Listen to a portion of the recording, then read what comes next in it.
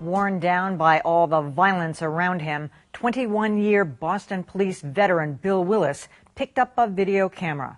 The result is a 43-minute documentary shot in the hood. Most striking is that he was able to get inner-city kids to speak openly about the violence consuming their community. Greater Boston's Jared Bowen has a look. Increasingly, these are the prevailing strains in Boston's inner city. Week after week, gunshots ring out, knives flash, and bodies fall.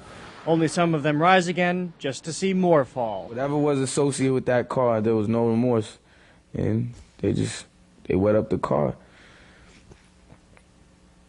He caught like 5 bullets, I think. His spine was severed, one through the heart. The one through the heart killed him. They couldn't stop the bleeding. That's one of many candid interviews from the documentary Shot in the Hood, produced by veteran Boston police officer turned amateur filmmaker Bill Willis. I felt I was somewhat ineffective as a police officer, stemming the violence. I mean, I think we're locking enough kids up where, we have a record number of arrests, but I don't think it was doing anything for the kids. Willis put all of his own money into the Hood DVD, coaxing normally tight-lipped teens into revealing why violence has become the underpinning of their society. Simple, fast, and easy way to win the battle. If you have a gun, you can easily win the battle.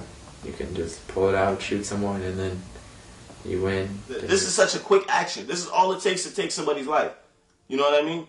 And the only thing another person in the streets will be able to do to stop you from doing this is to get one of these themselves. When you go to a new neighborhood nowadays, you better go there with your chest pumped out. Because if it's not, people view you as a victim. And they're like, who's this new kid on the block? He's either going to join us or we're going to beat him down. A father of 5, Willis now lives in Mattapan, not far from where he was born and raised. But tied as he is to this neighborhood, especially with police work, there's still plenty about these kids that surprised him.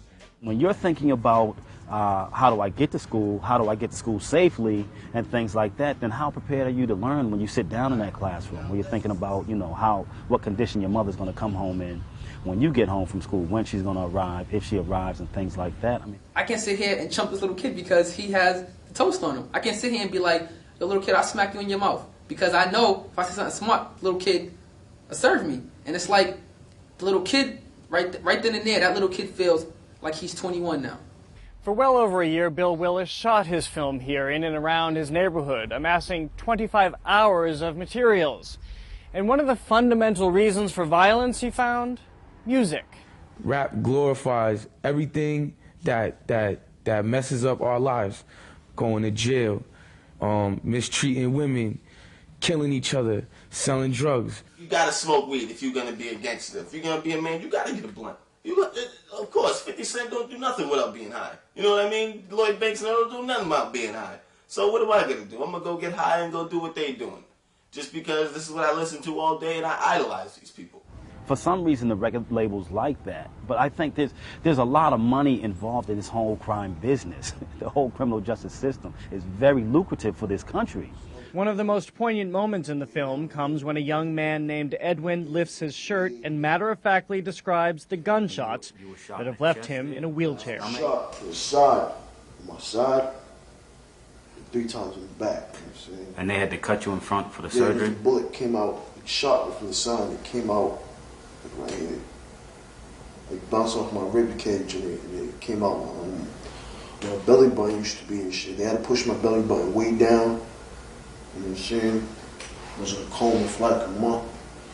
I ran into a lot of kids that have gunshot wounds, colostomy bags, things like that, in wheelchairs.